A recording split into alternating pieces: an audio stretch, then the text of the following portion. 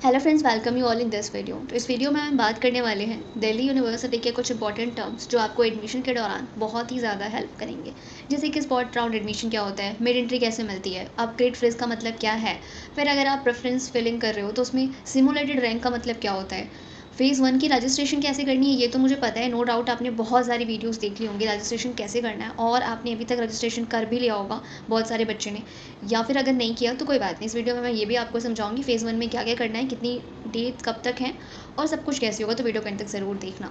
चलो अभी स्टार्ट करते हैं। अगर हम फर्स्ट पेज से, तो ये आपका फाइनली ब्रोशर आपको मिल चुका है। अब आगे देखते हुए अगर हम यहाँ पे सबसे पहले देखते हैं आपके लिए क्या इंपॉर्टेंट है। और देखो, अगर कोई भी चीज़ कर रहे हो ना, सीयूईटी का एप्लीकेशन फॉर्म फिल किया था, वहाँ पे आपको ब्रोशर पढ़ना था। ब्रोशर निकालने का मतलब ये होता है कि बच्चा इसे पढ़े, बट बच्चा पढ़ता नहीं है, बट आपको इसे पढ़ना चाहिए। कितनी फ़ीस आपके लिए लग रही है और ये नॉन रिफंडेबल है, ये भी आपको ध्यान रखना है। अगर अब हम आगे देखते हैं तो फेजेस में यहाँ पे आपको दिखाया जा रहा है फ़ेज़ 1 में applying to University of Delhi, जो आप अभी कर रहे हो। Phase 2 again preference filling, and phase 3 allocation cum admission. चलिए फ़ेज़ 1 अब स्टार्ट होता है हमारा। फ़ेज़ 1 आपको मैंने अर्लियर वीडियोस में जैसा कि बताया हुआ है। फ़ेज़ 1 में आपके टोटल 7 स्टेप्स होते हैं, जिसमें आपने न्यू रजिस्ट्रेशन पे पहले टैप करना है। अगर आपको ये नहीं देखा अभी तक, देखो ये है वेबसाइट, और यहाँ पे आपको मैंने ये चीज़ जो ओपन हुआ है वो ये न्यू रजिस्ट्रेशन से हुआ है। जब आप न्यू रजिस्ट्रेशन करके यहाँ पे अपनी प्रोसेस कंप्लीट कर लोगे, रजिस्टर कर लोगे खुद को, देन यहाँ पे आपको लॉगिन करना है अगेन एंड अगेन। जब प्रेफरेंस फिलिंग करोगे, सीट एलोकेट होगी, तो सिर्फ आपको लॉगिन करना होगा, और लॉगिन करके आप अपने डैशबोर्ड को चेक करते रहेंगे। ठीक है, चलो अभी हमें जो देखना है हम वो देखते हैं। न्यू रजिस्ट्रेशन पे जाने के बाद आपने कर लिया रजिस्टर, फिर आपको पर्सनल सेक्शन में अपनी सारी चीज़ें फिल करनी है।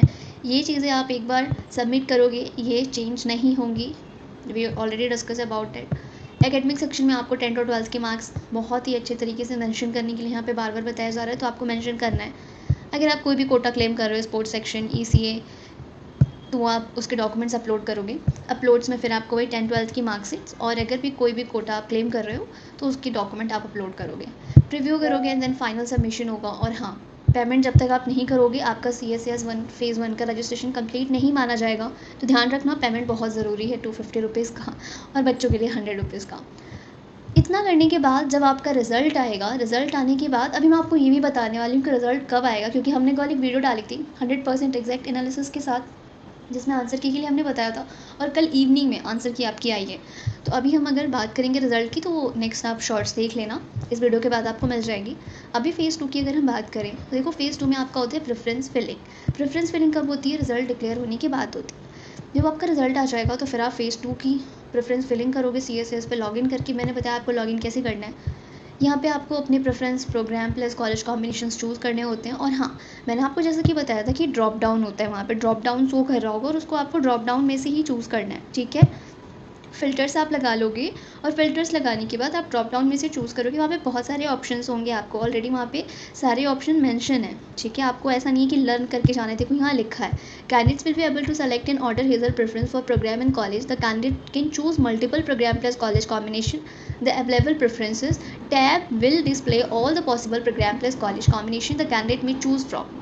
है ना, तो आपको पहले से तैयार करके लिख के नहीं रखना, वहाँ पे आप हाँ बना के रख लो एक ऑर्डर में, और वहाँ पे आप फिर फ़िल्टर लगा के चूज़ कर लोगे, कि वहाँ पे सारे नाम ऑलरेडी रहेंगे ड्रॉप डाउन में। ठीक है, अभी हम आगे अगर और चीज़ें देखते हैं, तो यहाँ पे है प्रेफरेंस फिल करने के बाद आपको सेव बटन पे ज़रूर टैप करना है। सेव करने के बाद फिर आप फाइनल लॉक करोगे अपना प्रेफरेंसेस, और लॉक करने के बाद फिर आप चेंज नहीं कर पाओगे, तो लॉक करने के बाद फिर आप सबमिट कर दोगे। उसके बाद जब आपकी, अब यहाँ पे सिमुलेटेड रैंक क्या है जो इंट्रोड्यूस किया गया है, जब आपकी फ़र्स्ट राउंड सीट एलोकेशन की होगी, उसके जस्ट पहले सिमुलेटेड रैंक आएगी यूनिवर्सिटी के थ्रू। सिमुलेटेड रैंक में कॉलेज और सब्जेक्ट कॉम्बिनेशंस के रैंक वाइज ऑर्डर में अरेंज होगा। वो होगा अवेलेबिलिटी ऑफ सीट्स, और कितने बच्चों ने किस कोर्स के लिए, किस कॉलेज के लिए अप्लाई किया, उस बेस पे एक रैंक बना के देगी यूनिवर्सिटी। वो आप देखोगे, और उसको देखने के बाद अगर आपको लगता है कि नहीं इसमें तो बहुत कम बच्चे, या फिर जो भी है जिस तरीके से भी, उस रैंक को देखने के बाद अगर आपको लगेगा कि मुझे प्रेफरेंस शीट में अपनी ऑर्डर चेंज करनी है, कुछ ऐड या डिलीट करना है, तो वो आप कर पाओगे। तो ये है सिमुलेटेड रैंक का सिस्टम। और फिर उसके बाद अगेन आपको सेव बटन पर टैप करना है, जो भी चेंजेस आप करोगे वो चेंजेस करने के बाद। ठीक है, और सेव करने के बाद जो फाइनल अब आपने सबमिट किया है ना, वही आपका कंसिडर होगा सीट एलोकेशन के टाइम, ध्यान रखना। चलो हमारा हो गया फाइनली फ़ेज़ 2 कंप्लीट। अब यहीं पे अब स्टार्ट होता है फ़ेज़ 3, जिसमें आपको सीट एलोकेट होती है, और अब यहीं पे सारा खेल शुरू होता है। यहाँ पे आपको समझना है, आपको यहाँ कुछ नहीं करना है, यहाँ करेगी सब कुछ यूनिवर्सिटी, लेकिन आपको यहाँ पे सबसे ज़्यादा एक्टिव होने की नीड है। अपना डैशबोर्ड टाइमली आपको यहीं पे चेक करना है। देखो, सीट एलोकेशन की क्या क्राइटेरिया है ये समझ लेते हैं, कैसे आपको अलॉट होती है। आपने तो अपनी प्रेफरेंस बना के दी थी यूनिवर्सिटी को, मुझे ये मिल जाए, मुझे ये मिल जाए, बट वो क्या करेगी, वो कैसे आपको सीट देगी। सबसे पहले वो चेक करेगी प्रोग्राम स्पेसिफिक मेरिट। जैसे आप बीए के लिए अप्लाई कर रहे हो तो बीए के लिए वो देखेगी कितने बच्चे हैं, मार्क्स क्या क्या है, तो मेरिट बनेगी बीए की। फिर कैटेगरी वाइज बनेगी, अनरिजर्व में कितने बच्चों ने अप्लाई किया है, ओबीसी में कितने ने किया है, SC ST, category wise merit बनेगी। फिर सीट्स के अकॉर्डिंग देखा जाएगा, ठीक है। उसके अलावा यहाँ पे अगेन एक चीज़ मेंशन है, any other allocation rule policy और criteria as mention in this document. इसके अलावा भी अगर कोई भी क्राइटेरिया है तो वो भी यूनिवर्सिटी ऑफ दिल्ली फॉलो करेगी at the time of allocation of seat. Further अगर हम यहाँ पे देखते हैं आपके लिए फोर्थ और फिफ्थ बहुत इंपॉर्टेंट है। The merit list for the unreserve category seat will be compromise for all candidates in order of merit. देखो, इस पूरे फोर्थ सेक्शन में ये कहा जा रहा है, अगर कोई बच्चा ओबीसी एससी एसटी ईडब्ल्यूएस से आ रहा है और वो अनरिजर्व वाला जो मेरिट है उसको फॉलो कर रहा है, तो ऐसा नहीं है कि उस बच्चे को बोला जाएगा कि नहीं आप इसमें पार्टिसिपेट नहीं कर सकते हो। वो पार्टिसिपेट कर सकता है, 100% कर सकता है, जो अनरिजर्व कैटेगरी के लिए मेरिट निकाली गई है, ठीक है। नंबर फिफ्थ में ऐसा कहा जा रहा है, अगर कोई बच्चा एससी एसटी ओबीसी या ईडब्ल्यूएस से है या फिर किसी भी अलग कास्ट से है, मतलब रिजर्वेशन से है वो, और उसके पास डॉक्यूमेंट नहीं है, एक प्रॉपर गवर्नमेंट इशूड डॉक्यूमेंट अगर उसके पास नहीं है, तो उसे अनरिजर्व में ही काउंट किया जाएगा, उसे कोई भी रिजर्वेशन नहीं दी जाएगी, ठीक है। इसीलिए मैं आपको कह रही हूँ अगेन अगेन अपने डॉक्यूमेंट्स आप रेडी कर लो, बना लो। नाउ यहाँ पे अगर अभी भी डॉक्यूमेंट नहीं है ना आपके पास, कास्ट सर्टिफिकेट रिलेटेड, अभी भी अप्लाई कर सकते हो, बिकॉज CSAS फेज 1 का जो रजिस्ट्रेशन है मोर देन 20 डेज़ तक रहेगा और 15 डेज़ ऑलमोस्ट लगते हैं आपकी मिनिमम और मैक्सिमम बनने में कोई भी डॉक्यूमेंट, ठीक है। अभी हम देख लेते हैं सीट एलोकेशन और एडमिशन की क्या चीज़ें हैं, कैसे इस प्रोसेस होती है आपको सीट एलोकेट होने के बाद। अब आपको अगर सपोज सीट एलोकेट हो गई, आपने अपना डैशबोर्ड देखा, वहाँ पे आपको सीट एलोकेट हो चुकी है, अलग अलग कोर्सेज़ के लिए एलोकेट हुई है, तो आप जिसको भी प्रायोरिटी दे रहे हो उसको आपको एक्सेप्ट करना है। एक्सेप्ट करने के बाद आप फाइनली अपनी पेमेंट करोगे और पेमेंट करने के बाद फिर आपका प्रोविजनल एडमिशन फाइनल हो जाएगा। प्रोविजनल मैं क्यों कह रही हूँ आगे मैं क्लियर करूँगी। अगर आप उसे एक्सेप्ट नहीं करते हो तो फिर आपका वो एडमिशन कैंसिल हो जाएगा, ठीक है। अब यहाँ पे एक और चीज़ मेंशन है कि फ़ी पेमेंट करने से पहले की जो प्रोसेस है, आपको सीट एलोकेट हुई तो आपको ये नहीं समझ लेना कि अब मेरे को सीट मिल गई, एडमिशन हो गया, नहीं।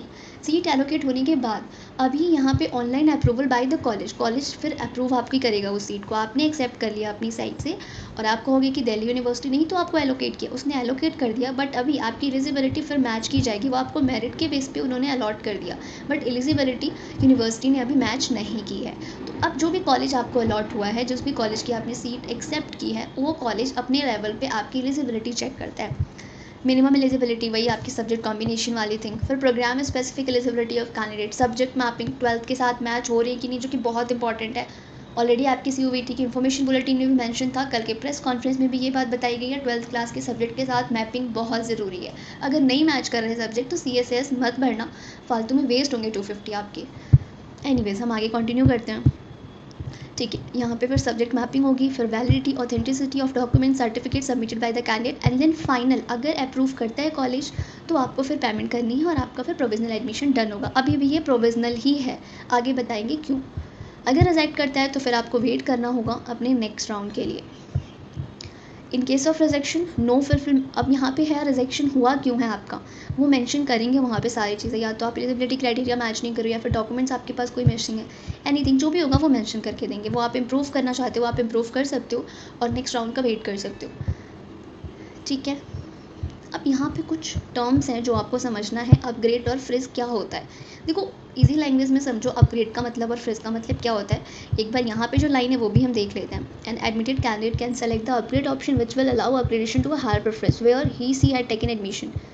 देखो अपग्रेड का मतलब ये होता है आपको जो सीट अलॉट हुई है, अगर आप उस सीट से खुश नहीं और आपको लगता है कि उससे अच्छा मुझे मिल सकता है कोई कॉलेज, ठीक है, उससे हायर प्रेफरेंस मुझे मिल सकती है, तो आप वहाँ पे अपग्रेड का ऑप्शन होता है, आप अपग्रेड करते हो। तो फिर जो नेक्स्ट राउंड होता है ना, उस नेक्स्ट राउंड में आपको कंसिडर किया जाता है और उस हाई सीट के लिए, हाई प्रेफरेंस के लिए फिर आपको देखा जाता है आपकी एलिजिबिलिटी आपके मेरिट मैच कर रही है या नहीं, और अगर मैच करती है तो फिर आपको वो दिया जाता है हायर प्रेफरेंस। तो अपग्रेड के केस में ऐसा होता है।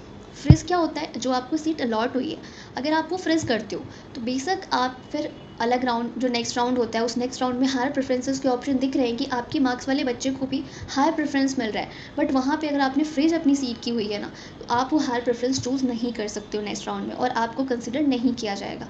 और इन केस अगर आपने अपग्रेड या फ्रिज, देखो अभी आपने अपग्रेड और फ्रिज क्लियर कर लिया, इन केस आपने अपग्रेड और फ्रीज, यहाँ पे है ना candidates opting for neither upgrade और नॉर फ्रीज, आपने अपग्रेड और फ्रीज कुछ भी चूज़ नहीं किया है, उस केस में भी आपको फ्रीज वाली कैटेगरी में ही रखा जाएगा। और जो राउंड्स होंगे उसमें अगर हायर प्रेफरेंस मिलता है आपके मार्क्स वाले बच्चे को, तो वहाँ पे आपको कंसिडर नहीं किया जाएगा। ठीक है, होप क्लियर हो गया होगा अपग्रेड और फ्रीज। अब यहाँ पे हम एक चीज़ और देखते हैं, मिड एंट्री क्या होती है। देखो, विड्रॉ तो आपको करना है, एक्स्ट्रा 1000 दे के आप विड्रॉ कर सकते हो अपना एडमिशन। मुझे नहीं लगता कि दिल्ली यूनिवर्सिटी में एडमिशन मिलने के बाद कोई विड्रॉ करना चाहेगा, बट अगेन यूनिवर्सिटी ने ऑप्शन दिया हुआ है आपको। मिड एंट्री उनके लिए होती है जो किसी वजह से CSES1 का भी जो आपकी रजिस्ट्रेशन चल रहे हैं, इस रजिस्ट्रेशन में पार्टिसिपेट नहीं कर पाते हैं। अगर इसमें पार्टिसिपेट नहीं किया तो वो फेज़ 2 भी नहीं कर पाएंगे।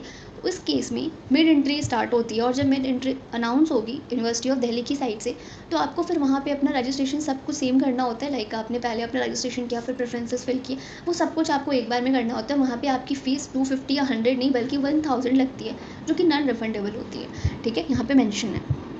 और मिड एंट्री वाले जो बच्चे हैं उनको भी फिर जिस तरीके से राउंड चलेंगे उसमें फिर सीट एलोकेशन होगी आपको, बट अपग्रेड का ऑप्शन अलाउ नहीं होता आपके लिए। मिड एंट्री वालों के लिए ECI sports quota, CW super merit quota, या फिर परफॉर्मेंस बेस्ड प्रोग्राम जो आपकी BA honours music, BSc, PE, HE, practical based program, ये आपके लिए अलाउ नहीं होता मिड एंट्री वालों के लिए। मतलब आप इन कोर्सेज में अप्लाई नहीं कर सकते हो। एंड सेकेंड, आपको ECI स्पोर्ट्स कोटा या फिर कोई और अदर जो यहाँ पे कोटा मेंशन है वो आपको नहीं मिलेगा। ब्रेकिंग रूल में है, लाइक अगर आपकी सेम मेरिट आ रही है बच्चे की एक सेम सीट के लिए, तो वहाँ पे फिर CUET स्कोर के अलावा आपकी क्लास 12 के मार्क्स देखे जाते हैं, 3 सब्जेक्ट्स के, 4 सब्जेक्ट के, 5 सब्जेक्ट के। और इन केस 12th के अकॉर्डिंग अगर नहीं समझ आता यूनिवर्सिटी को, तो फिर वो आपके 10th क्लास के मार्क्स को भी देखती है। अगर वहाँ भी उसे समझ नहीं आता तो फिर वो उस कैंडिडेट को चूज़ करती है जिसका date of birth class 10th पे अर्लियर का मेंशन है। ठीक है, होप सारी चीज़ें अब क्लियर हो गई होंगी। अगेन अगर कोई भी इशू है, अगेन यहाँ लास्ट में एक चीज़ और मेंशन है, रिफ़ंड पॉलिसी। तो कौन कौन से पैसे रिफ़ंड नहीं होते हैं आपको? Application fee, mid entry fee, withdraw fee, ये चीज़ें आपको रिफ़ंड नहीं होती है। एडमिशन फ़ी जो आपने पे की हुई है वो आपको रिफ़ंड हो जाती है, और वो भी आपको तभी रिफ़ंड होगी लास्ट डेट से पहले अगर आप अप्लाई करते हो विड्रॉ के लिए। ठीक है, होप सारी चीज़ें क्लियर हो गई होगी। बट अगेन अगर कोई भी डाउट है कमेंट सेक्शन में कमेंट कर सकते हो। और हाँ, टेलीग्राम चैनल ज़रूर ज्वाइन कर लेना, लिंक डिस्क्रिप्शन में मिल जाएगा, क्योंकि वहाँ पे सारी चीज़ें कोई भी अपडेट आती है सबसे पहले आपको दी जाती है। और इस टाइम पे एवरी सेकेंड आपके लिए इंपॉर्टेंट है और आपको जगे रहना है। ठीक है, मिलते हैं नेक्स्ट वीडियो में। Till then keep watching, keep learning.